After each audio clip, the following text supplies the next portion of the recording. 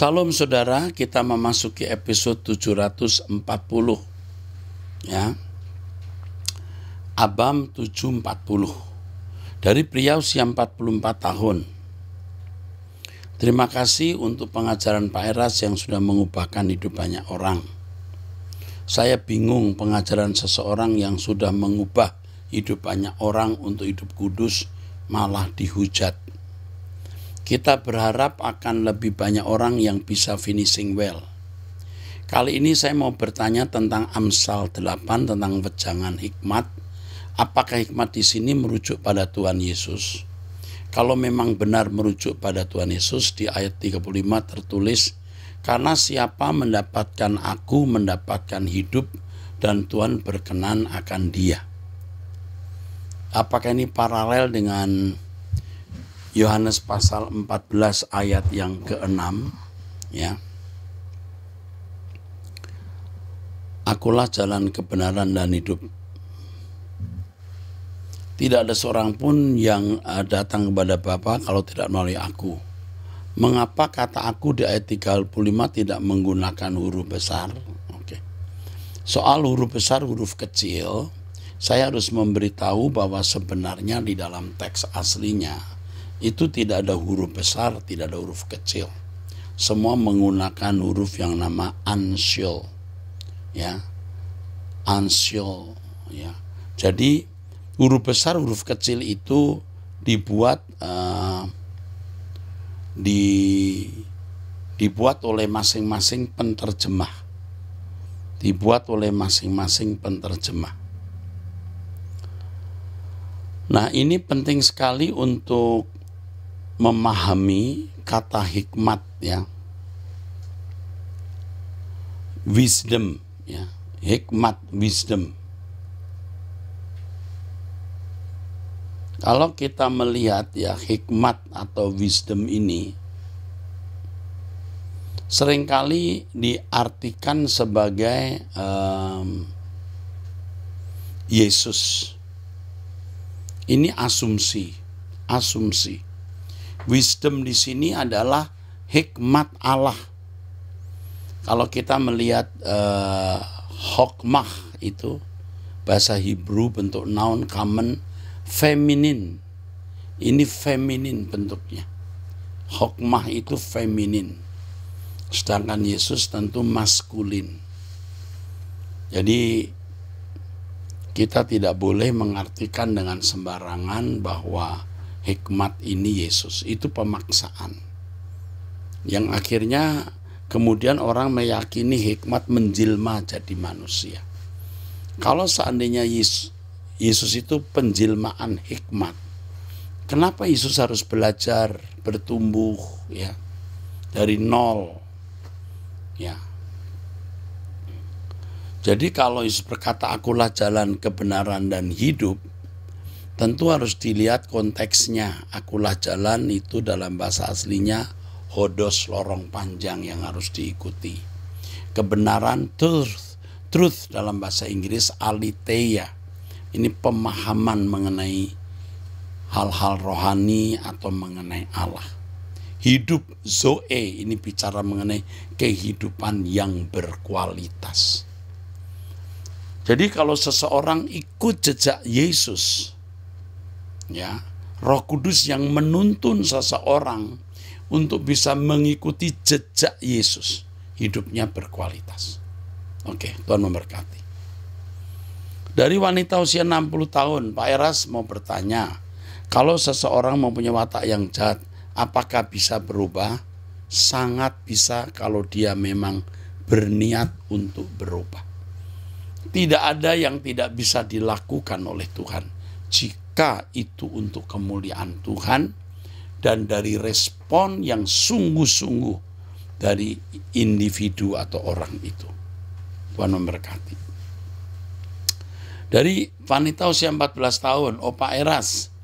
Sebelumnya saya berterima kasih kepada Opa jika Opa Eras menjawab pertanyaan saya. Kebetulan saya baru naik ke RCC dari Eternitins. Dari sekolah minggu naik ke remaja di gereja Rehoboth. Ya, ini istilah mereka RCC lalu Eternitins. Eternitins. Saya ingin bertanya kepada Opa Eras, apabila kita berbuat dosa, bagaimana cara kita meminta ampun kepada Tuhan Yesus atas dosa kita? Dan apakah setelah kita meminta pengampunan dosa-dosa kita telah dihapus? Oh iya, kalau kamu misalnya bersalah melawan orang tua atau nyontek atau berkelahi misalnya, tapi jangan lakukan ya nak. Seandainya kamu berbuat salah, kamu minta ampun, saat itu juga Tuhan mengampuni kamu. Saat itu juga, lalu Tuhan melupakan. Saya juga ingin bertanya Opa Eras, di lingkungan sekolah saya maupun dimanapun, banyak orang-orang dan teman-teman saya yang suka berkata kasar. Bagaimana cara menanggapi orang lain dan teman di sekitar kita yang toksik, berkata kasar? Dan jika itu teman satu-satu yang saya miliki yang tetapi toksik, cukup itu yang saya mau tanyakan Opa. Oke, begini nak, di mana-mana ada toksik orang berkata kasar, tetapi kita tidak boleh memasukkan dalam hati, apalagi mencontoh atau meneladaninya. Tidak boleh. Kita harus tetap punya ketetapan hati atau integritas namanya, ketetapan hati, tidak mengikuti cara hidup orang lain.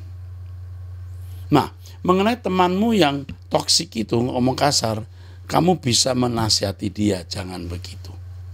Tapi kalau dia terus-menerus begitu, kamu harus mulai beralih mencari teman lain dan tidak berteman dengan orang yang kebiasaannya buruk.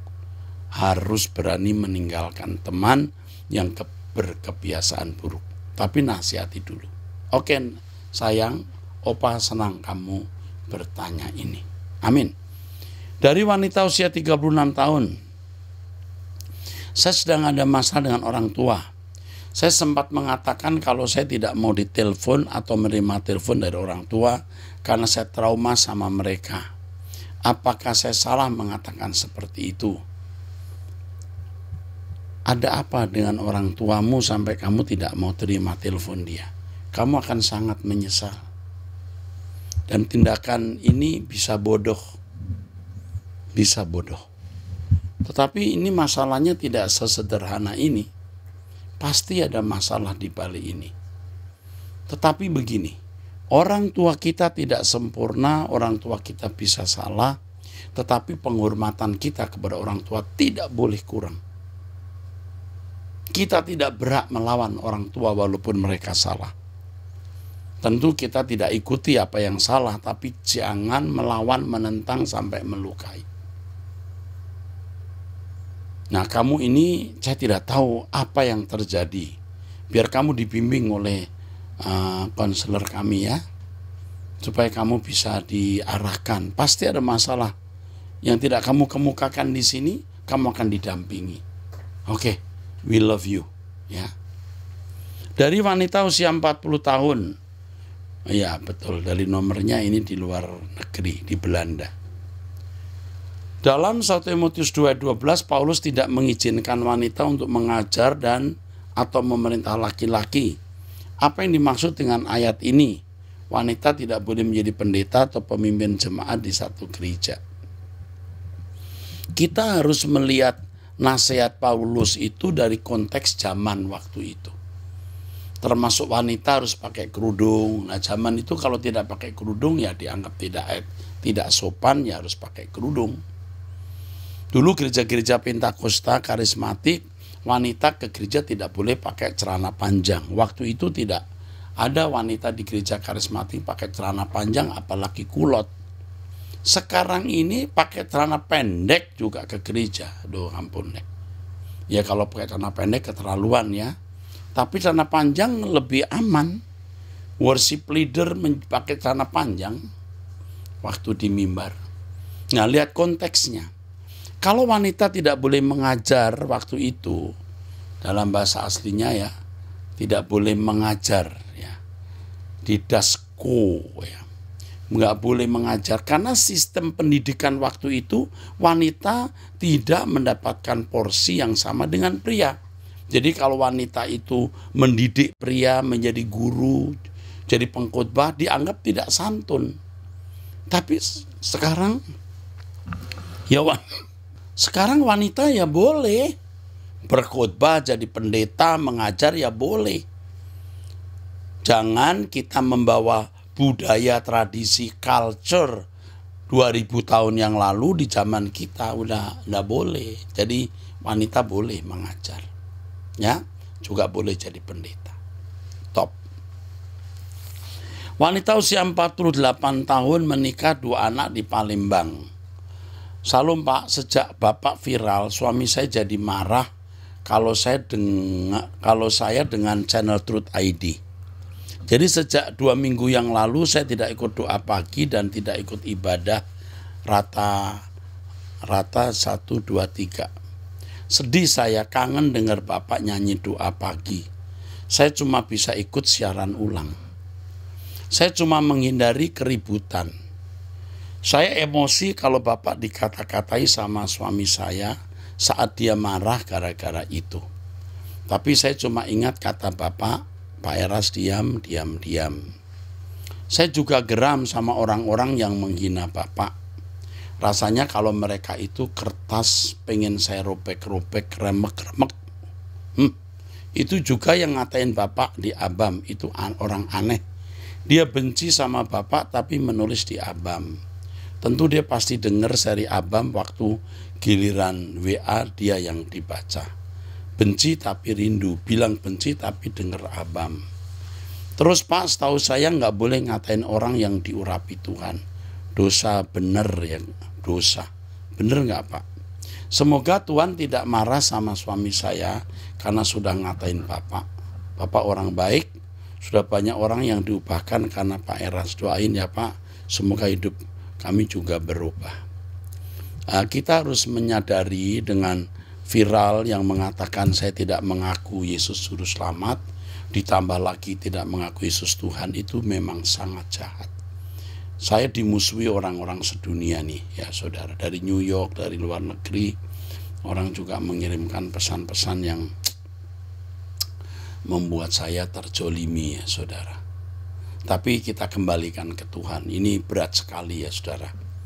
Jadi orang yang di luar sana telepon jemaat, kau masih ke Erastus, hati-hati loh, sesat dia loh. Itu kan video yang dipotong saudara ya. Dan itu jahat sekali saudara. Kalau saudara ikut saya terus, saya tidak pernah mengatakan Yesus bukan juru selamat. Sampai sekarang lagu-lagu kita kan masih begitu, Yesus Tuhan. Sebelum kebaktian ada pengakuan iman rasuli yang selalu dibacakan. Tapi kita sudah susah menjelaskan orang yang sudah salah persepsi.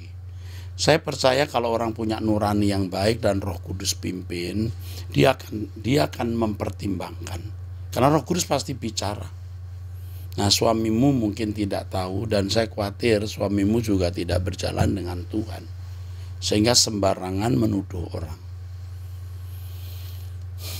Ya, biarlah kita lihat ya hari esok apa yang akan terjadi. Sebab dengan viral itu mulai terjadi pemisahan. Orang yang hatinya baik tidak sembarangan bicara. Tapi kalau hatinya bengkok, itu mudah sekali mengatai orang sesat, bidat. Orang sesat, bidat itu orang temannya setan. Apakah mereka lihat hidup kita tiap hari? Kok begitu mudahnya menuduh orang sesat atau bidat? Nah, di sini kita melihat saudara, ternyata orang-orang itu walaupun doktor, walaupun pendeta, nuraninya belum tentu baik. Nah, biar Tuhan saja yang menghakimi ya. Oke, maju terus, Tuhan memberkati. Dari pria usia 40 tahun, Pak, saya tidak bertanya, hanya mau meneguhkan apa yang Tuhan sedang kerjakan melalui Bapak Pendeta Erastus. Terima kasih Bapak Yahweh memberkati kita semua. Wow, baru saja membaca pertanyaan yang membuat hati kita duka, sekarang diteguhkan.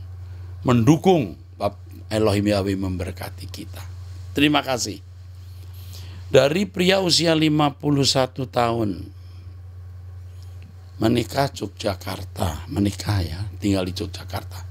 Puji Tuhan menemukan channel kebenaran. Saya mengikuti channel Truth ID dan juga mendengar Bapak dikatakan sesat. Namun Bapak menyikapinya dengan sabar dan sepertinya tidak bereaksi membalas.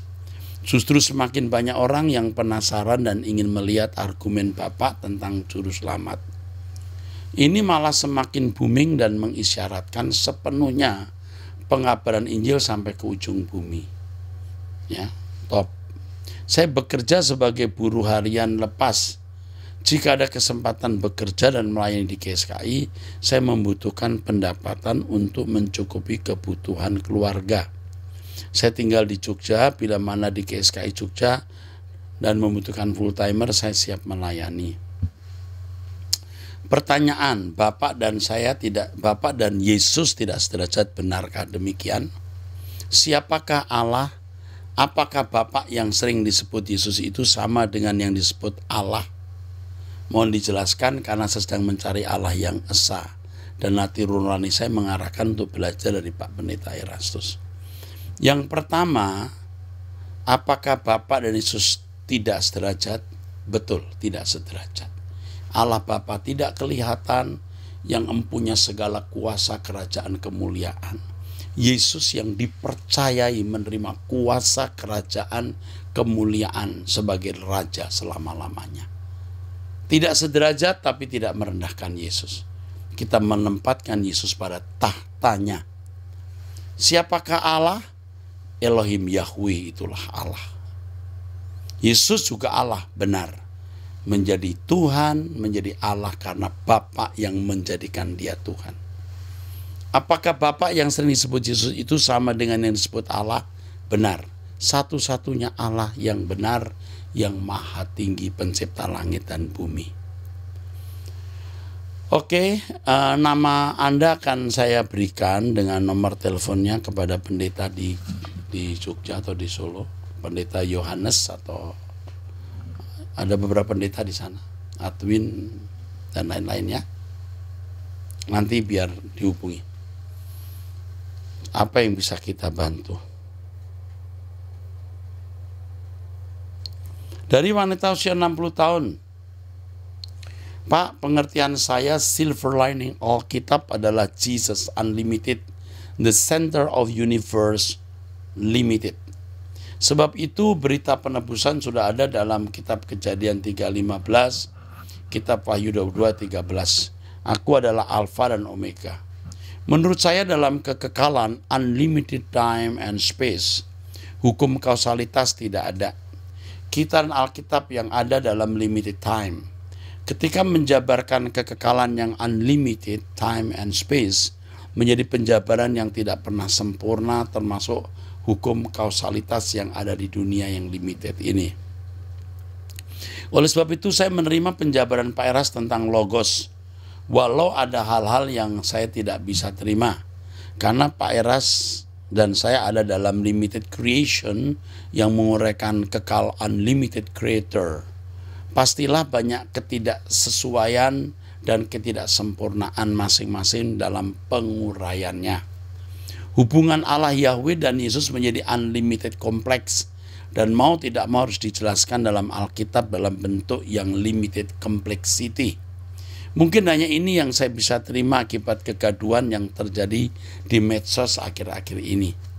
Saya menghargai pekerjaan pelayanan Pak Eras dan juga banyak hamba Tuhan di dunia ini. Kekonsistenan Pak Eras di doa pagi, doa malam membuat saya kagum akan pekerjaan Tuhan dalam hidup Pak Eras. Saya ikut doa pagi bersama 5.000 saudara-saudara seiman di YouTube untuk bertemu Tuhan di situ. Kegalauan tentang arti hadirat Allah terjawab di sini, di doa pagi itu. Terima kasih Pak Eras, semangat dan sehat selalu hamba Tuhan yang setia. Wow, thank you so much. Ya, thank you so much ya. For your support. Ya, thank you.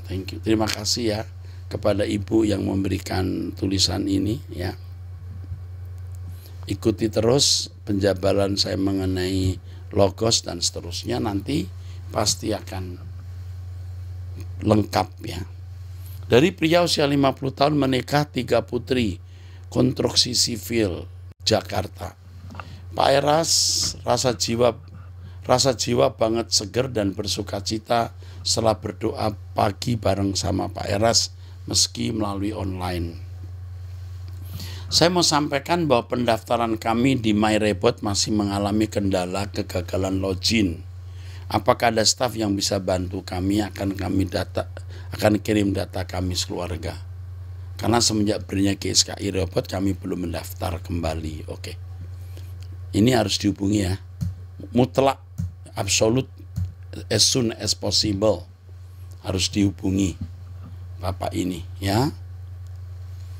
Kami akan bantu Bapak dan saya menyambut. Welcome to my world. Welcome to our own church home. Oke.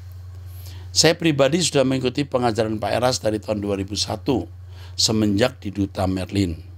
Pagi ini setelah berdoa Pak Eras menjelaskan bahwa belakangan ini begitu banyak orang-orang kurang bermartabat membuli Pak Eras habis-habisan dengan keji. Hati saya banget sedih dan sontak air mata saya spontan berjatuhan. Ini adalah yang kesekian kalinya saya menangis karena bulian orang-orang yang tidak bertanggung jawab, yang berusaha membunuh karakter dan kepahitan serta iri terhadap Pak Eras. Sebab semenjak GSKI Robot berdiri, ajaran firman-Nya sangat tendensius ke LP3 dan berkembang terus dalam waktu yang relatif singkat. Sampai detik ini saya sendiri belum menemukan bagian mana yang ajaran Pak Eras itu disebut sesat. Benar seperti Pak Eras katakan, campur tangan kuasa kegelapan begitu dahsyat melalui orang-orang tertentu. Tetap kuat ya Pak Eras, kami sekeluarga mengasihimu dan berdoa untuk Pak Eras dan sekeluarga serta seluruh jemaat GSKI Rebot tetap setia ya. Saya percaya Pak Eras tetap beritakan firman Tuhan ya. Tetap beritakan firman Tuhan dengan gaya ketegasan hidup suci dalam kekudusan Bapa. Meskipun melalui online sampai saat ini saya tidak berhenti dan tetap mengikuti khotbah dan seri Logos. Pak Eras, kalau Tuhan berkenan kiranya kita boleh berpelukan dan menangis bersama dalam hadirat Bapa. Belakangan ini saya melihat raut wajah Pak Eras jadi kurus. Di situ saya menyimpulkan betapa tertekan dan beratnya batin Pak Eras oleh karena bulian tersebut. Tapi Tuhan mengasihi Pak Eras. Pada akhirnya Tuhan sendirilah yang akan menyingkapkan dan mencelekkan mata rohani dan hati nurani mereka yang sudah berusaha menjatuhkan Pak Eras. Kita tunggu dan lihat Tuhan bekerja dan indah pada waktunya. Pak Eras, selamat melayani dan terima kasih untuk penggembalaannya. Tuhan memberkati. Wow, ini gimana ya? Bisa membuat hati kita terharu. Oke, kalau nanti Anda ke ini, tolong ini dihubungi ya nak. Barang 5 menit ya. Oke. Dari wanita usia 46. Bapak rohaniku yang terkasih, saya setia ikuti kegiatan ibadah online. Sebelumnya saya juga sudah pernah memberi kesaksian dan permohonan untuk menjadi anggota GSKI Rehoboth. Terima kasih. Saya dan suami beda agama Pak, suami Muslim. Di Abam 693 sudah saya ceritakan kenapa saya bisa menikah dengan non-Kristen. Pak Eras, saya dan suami juga punya satu anak laki-laki umur 10 tahun. Pada 25 Juni 2023 ikuti ibadah raya 2 jam 11 di GSKI Robot Kelapa Gading. Itu adalah hadiah ulang tahun yang kesekian kalinya untuk saya dari Tuhan Pak. Sejak saya sungguh-sungguh serius mengikuti ajaran Pak Eras untuk hidup kudus dan mengalami Tuhan, hidup kami diubahkan 360 derajat. Fokus hidup saya LP3 seperti yang Pak Eras ajarkan dan ternyata terbukti bahwa Allah itu hidup. Penyertaan Tuhan senantiasa dalam hidup kami. Berkat jasmani dan masalah hidup sudah bukan jadi fokus saya, tapi anehnya sejak itu berkat justru melimpah. Kami sampai dibuat terheran-heran oleh Tuhan. Ya. Sejak mengamalkan ajaran Pak Eras melalui khotbah firman Tuhan, lagu-lagu GSKI itu hidup dalam diri saya. Roh Kudus selalu menyala-nyala dan hadirat Tuhan sungguh terasa sehingga seringkali sebelum Pak Eras khotbah saya sudah diberitahu Roh Kudus tentang sesuatu. Dan itu bisa sama persis dengan yang disampaikan Pak Eras dalam khotbah. Pak Eras, sebelum saya ulang tahun kami mendapat kabar ibu mertua di Bangka Belitung sakit dan kami diminta pulang. Sudah hampir 10 tahun kami tidak pulang ke Bangka karena belum ada biaya untuk bertiga. Jadi rencana hanya suami yang berangkat. Pada saat doa pribadi jam 2 dini hari, Tuhan berkata untuk saya dan anak ikut pulang. Saya menyatakan uang dari mana Tuhan? Tuhan bilang untuk saya tidak meragukannya. Dan benar siang hari suami memberi kabar bahwa suami mendapat berkat yang lebih dari cukup. Kendala lain saya hanya diberi izin dari kantor hanya 3 hari. Waktu hanya habis di perjalanan. Ternyata tak terduga pemerintah memutuskan waktu itu libur Idul Adha selama 3 hari. Luar biasa Tuhan menyertai kami. Dan Tuhan tahu kerinduan saya untuk bisa ikut ibadah yang dipimpin Pak Eras secara onsite. Dan itu dikabulkannya. Saya datang ibadah onsite Pak pada doa pagi tanggal 24 Juni di GSKI Rehoboth Kebun Jeruk. Dan ibadah 20 Juni di GSKI Rehoboth Kelapa Gading. Saat pulang doa pagi tanggal 24 Juni, suami nanya apa tadi khotbahnya Pak Eras. Dan dia bilang Tuhan kasih hadiah ulang tahun di bulan Juni, banyak ya untuk saya. Saya jawab, tapi masih ada satu hadiah lagi yang belum terjawab. Suami nanya, apa itu? Saya katakan saya ingin beribadah bersama suami dan anak onsite di GSKI Kelapa Gading. Dan di luar dugaan saya, ternyata suami setuju. Saat suami dan anak ikut ibadah, mereka awalnya bingung. Tapi kemudian ikut bernyanyi dan berdoa. Bahkan pulang dari ibadah mereka sangat bersuka cita. Wow, luar biasa ya. Suaminya bukan orang Kristen kan ya. Sampai sekarang suami selalu mengatakan sangat melekat dan teringat jelas dengan khotbah Pak Eras di ibadah hari raya tanggal 25 bulan Juni 2023. Suami mengatakan sangat menghormati Pak Eras dan dia merasakan bahwa Pak Eras sangat baik, tulus pengajarannya, kebenarannya yang murni. Realistis meski baru pertama kali melihat dan mendengarkan khotbahnya. Tapi suami bisa merasakan bahwa Pak Eras sangat luar biasa dipakai Tuhan. Kata suami, Pak Eras khotbah cuma sebentar, 1 jam saja. Terasa sangat cepat. Padahal dia masih haus ingin mendengarkan lebih lama firman Tuhan yang disampaikan oleh Pak Eras. Dan dia bilang bahwa selama hidupnya belum pernah menemukan seorang pemimpin agama di keyakinannya yang seperti Pak Eras yang tulus mengajarkan serius hidup dalam kesucian. Dia yakin dan percaya bahwa apa yang Pak Eras sampaikan sungguh murni yang mengutamakan kekudusan. Dan Pak Eras sudah melakukan hidup suci, tidak dibuat-buat. Dan dia percaya bahwa manusia pasti bisa berusaha hidup kudus seperti yang Pak Eras ajarkan. Dia mau belajar untuk hidup dalam kekudusan seperti yang dikatakan Pak Eras. Dia bilang tidak mau aneh-aneh di sisa hidupnya. Wow, ini terharu.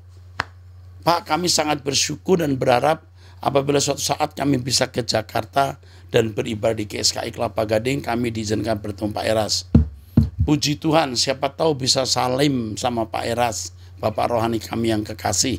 Kalau kemarin bisa lihat dari dekat saja udah luar biasa. Sekali lagi terima kasih Pak Eras, Tuhan senantiasa memberkati dan menyertai Pak Eras. Keluarga juga keluarga besar GSKI Rehoboth, ya segala hormat bagi Tuhan. Satu kali kalau ke Jakarta saya sambut kamu. Oke? Salam buat suamimu. Tuhan memberkati. Aduh, saya bahagia ya. Sungguh bahagia suami bisa mengenal Tuhan yang tadinya bukan orang percaya. Sampai jumpa, Tuhan memberkati.